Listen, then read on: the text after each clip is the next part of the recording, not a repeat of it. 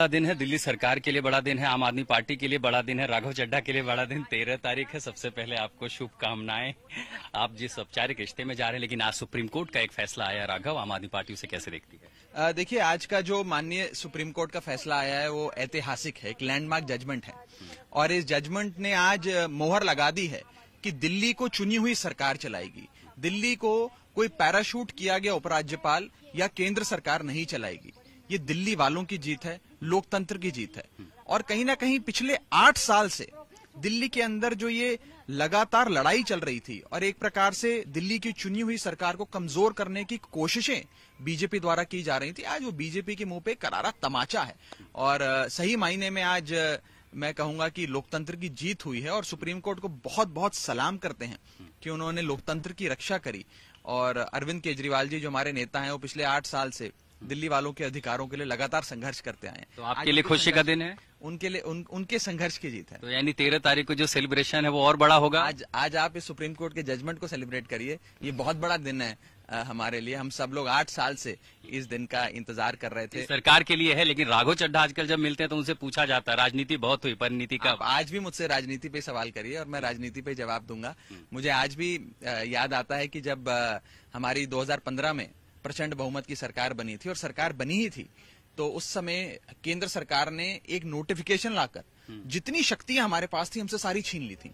शीला दीक्षित सरकार जब होती थी, कांग्रेस की सरकार होती थी दिल्ली में, उसके पास ये सारी शक्तियां थी, लेकिन एक बदले की भावना, द्वेष की भावना और शुद्ध रूप से राजनीति से प्रेरित होते हुए बीजेपी की सरकार ने वो सारी शक्तियां हमसे छीन ली थी।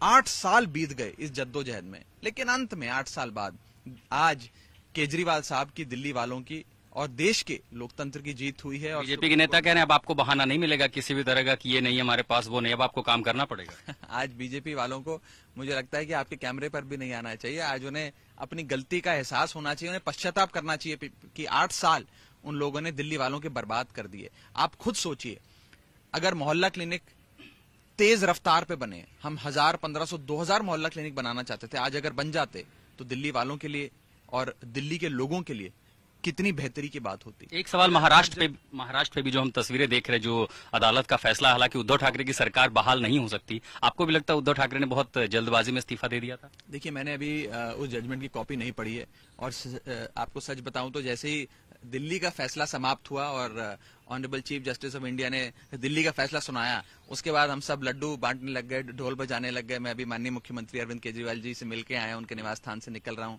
तो हम सब बहुत खुश थे। अभी महाराष्ट्र के जजमेंट को गंभीरता से नहीं देखा, लेकिन न्योता दिया आपने सीएम साहब को कि नहीं 13 तारीख? नहीं, आप सबको नहीं होता है, आप सब आए। और परिणति को खबर बताई आपने कि जो दिल्ली में हुआ है? अब हम आराम से बात करेंगे। और ये तो बताया आपने, अब अपनी होने वाली पार्टनर को खबर शेयर की कि नहीं? बिल्कुल बिल्कुल बताया, आगे और भी बताएंगे और आपको भी बताएंगे। लेकिन आज मुझे लगता है कि पूरे हिंदुस्तान के लिए एक बहुत बड़ा दिन है और बीजेपी के लिए एक बहुत बड़ा मैं कहूं उनके मुंह पे करारा तमाचा है। उन्होंने 8 साल जो हम सबके बर्बाद कर दिए, लेकिन अंत में सत्य की जीत हुई, सत्य में जयते। और दिल्ली वालों को सलाम, मेरे नेता अरविंद केजरीवाल के संघर्ष को सलाम। हम उस नेता को सुन रहे हैं जिनको मैंने सीए से ऐसे राजनीतिक में परिपक्वता होते देखिए। अब आप देख रहे हैं चाल ढाल हो लिया राघव चड्ढा का, सब कुछ बदल चुका है। लेकिन हाँ, दिल्ली के लिए बड़ा दिन है, दिल्ली सरकार के लिए और खासकर आम आदमी पार्टी के लिए। इस विशेष रिपोर्ट को लेकर मैं आशुतोष मिश्रा।